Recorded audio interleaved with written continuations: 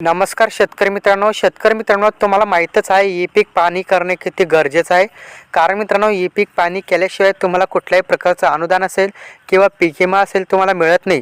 त्याचबरोबर मित्रांनो आता मागील वर्षी म्हणजे 2022 आणि 23 मध्ये ज्या शेतकऱ्यांनी ई पीक पाहणी अचूकरित्या केली आहेत अशा शेतकऱ्यांची नावे आली असून त्यांना सोयाबीन आणि कापूस पिकाचे हेक्टरी 5,000 रुपये अनुदान देखील या ठिकाणी मिळत आहे। तर मित्रांनो तुम्ही जर यावर्षी ई पीक पाहणी केली तर तुम्हाला पीक विमा मिळणार आहे। पीक विमाच नव्हे तर तुम्हाला या ठिकाणी तुम्ही जर यावर्षी ई पीक पाहणी केली तरच तुम्हाला पुढच्या वर्षी सोयाबीन आणि कापसाचं हेक्टरी 5,000 रुपये अनुदान या ठिकाणी देण्यात येणार आहे। त्यासाठी मित्रांनो ई पीक पाहणी करणे खूप गरजेचं आहे। तर शेतकरी मित्रांनो ई पीक पाहणी कशी करायची याची आपण सविस्तरपणे आणि सोप्या पद्धतीने न चुकता अचूकपणे लाईव्ह डेमो शेतातून या ठिकाणी दाखवणार आहोत। त्यासाठी मित्रांनो ई पीक पाहणी कशी करायची तुम्हाला कुठल्याही प्रकारची अडचण येणार नाही। त्यासाठी हा व्हिडिओ स्किप न करता शेवटपर्यंत नक्की बघा। आणि मित्रांनो तुम्ही जर आपल्या चॅनलवरती पहिल्यांदाच आला असाल किंवा नवीन असाल तर आपल्या चॅनलला नक्की सबस्क्राईब करा, जेणेकरून असेच नवीन अपडेट तुम्हाला आपल्या चॅनलच्या माध्यमातून वेळोवेळी मिळत राहतील। तर चला मित्रांनो आता आपण बघूया ई पीक पाहणी कशी करायची। शेतकरी मित्रांनो सर्वप्रथम तुम्हाला तुमच्या मोबाईलमध्ये या ठिकाणी ई पीक पाहणी ॲप डाउनलोड करून घ्यायचं आहे। त्यानंतर मित्रांनो तुमच्या समोर असा इंटरफेस दिसेल, तुम्हाला तुमचं खातेदाराचं नाव तुम्हाला निवडून घ्यायचं आहे। तर मित्रांनो खातेदाराचं नाव निवडल्यानंतर तुम्हाला 4 अंकी सांकेतांक असतो, तो सांकेतांक म्हणजे 4 अंकी नंबर तुम्हाला या ठिकाणी टाकायचा आहे। तो नंबर जर तुम्हाला माहीत नसेल तर तुम्ही सांकेतांक विसरला त्यावरती क्लिक करून तुमचा नंबर माहीत करू शकता। मित्रांनो सांकेतांक नंबर टाकल्यानंतर ग्रीन ॲरोवरती तुम्हाला क्लिक करायचं आहे। तर मित्रांनो ग्रीन ॲरोवरती क्लिक केल्यानंतर तुमचे संपूर्ण नवीन इंटरफेस दिसेल। तर मित्रांनो यामध्ये तुम्हाला पाहू शकता असे 6 ऑप्शन दिसतील। त्यामध्ये कायम पड, चालू पड नोंदवा, पीक माहिती नोंदवा, बांधावरची झाडे नोंदवा, अपलोड, गावाची खातेदारांची माहिती, असे भरपूर तुम्हाला ऑप्शन दिसतील। तर मित्रांनो यामध्ये तुम्हाला पीक माहिती नोंदवा यावरती क्लिक करायचं आहे। त्यानंतर मित्रांनो तुम्हाला तुमची माहिती या ठिकाणी दाखवण्यात येईल, तुमचं खातेदाराचं नाव आणि डेट या ठिकाणी दाखवली येईल। त्यानंतर मित्रांनो तुम्हाला सर्वप्रथम तुमचा खाते क्रमांक या ठिकाणी निवडून घ्यायचा आहे। खाते क्रमांक निवडून झाल्यानंतर मित्रांनो तुम्हाला गट नंबर या ठिकाणी निवडून घ्यायचा आहे आणि कन्फर्म करायचा आहे।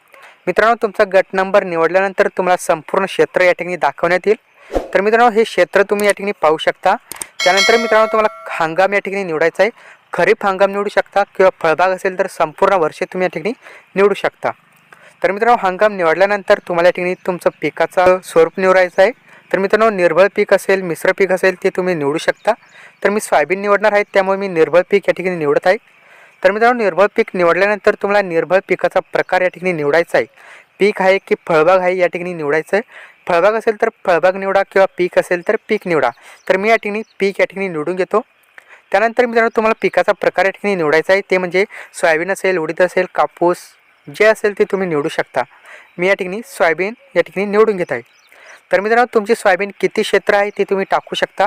माझं पूर्ण क्षेत्र आहे त्यामुळे मी पूर्ण क्षेत्र भरा यावरती क्लिक करतो, ऑटोमॅटिकली माझं पूर्ण क्षेत्र या ठिकाणी भरलं जाईल। त्यानंतर मित्रांनो तुम्हाला या ठिकाणी जलसिंचनाचा स्रोत काय, साधन काय ते तुम्हाला निवडून घ्यायचं आहे।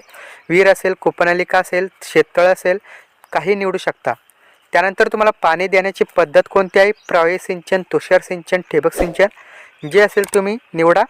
त्यानंतर मित्रांनो तुमच्या लागवडीचा दिनांक तुम्हाला या ठिकाणी टाकायचा आहे। तुम्ही सोयाबीन असेल किंवा जे पीक निवडलं आहे ते कधी लागवड केलं आहे त्या लागवडीचा दिनांक तुम्हाला या ठिकाणी सिलेक्ट करायचा आहे।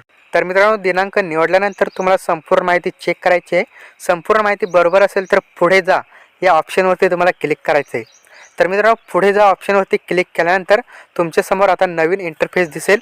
तर मित्रांनो तुम्हाला आता या ठिकाणी पिकाचे छायाचित्र म्हणजे तुमच्या पिकाचा फोटो तुम्हाला या ठिकाणी काढायचा आहे। तर मित्रांनो छायाचित्र क्रमांक 1 आणि 2 असे 2 फोटो तुम्हाला काढायचे आहे। त्यासाठी छायाचित्र क्रमांक 1 वरती क्लिक करा। त्यानंतर मित्रांनो तुमच्या पिकाचा योग्य प्रकारे असा फोटो तुम्ही कॅप्चर करा। मित्रांनो फोटो कॅप्चर झाल्यानंतर तुमच्यासमोर या ठिकाणी डन नावाचं एक सिम्बॉल दिसेल त्यावरती तुम्हाला क्लिक करायचं आहे। त्यानंतर लगेच मित्रांनो तुम्हाला दुसरं छायाचित्र या ठिकाणी काढायचं आहे। दुसरं छायाचित्र देखील तसंच या ठिकाणी प्रोसेस करायची आहे। डन या चिन्हावरती क्लिक करून तुम्ही या ठिकाणी पाहू शकता। दोन्ही फोटो अपलोड केल्यानंतर तुम्हाला ग्रीन स्क्रीनमध्ये डन सिम्बॉल दिसेल, डन सिम्बॉलवरती क्लिक करायचं आहे। त्यानंतर मित्रांनो तुम्हाला तुमची संपूर्ण माहिती या ठिकाणी एकदा चेक करून घ्यायची आहे, बरोबर भरली असेल तर तुम्हाला वरील प्रमाणे पिकाची माहिती योग्य व अचूक असल्याची मी घोषित करतो। यावरती क्लिक करून पुढे जा या ऑप्शनवरती तुम्हाला क्लिक करायचं आहे। तर मित्रांनो पुढे जा या ऑप्शनवरती क्लिक केल्यानंतर तुम्ही या ठिकाणी पाहू शकता मित्रांनो अशा प्रकारे तुम्हाला एक सूचना येईल, त्यामध्ये तुम्ही पिकाची माहिती साठवली आणि अपलोड केली गेली आहे असा तुम्हाला या ठिकाणी सूचना येईल। त्यानंतर मित्रांनो तुम्ही या ठिकाणी पिकाची माहिती पहा या ऑप्शनवरती तुमच्या सर्व पिकाची माहिती पाहू शकता।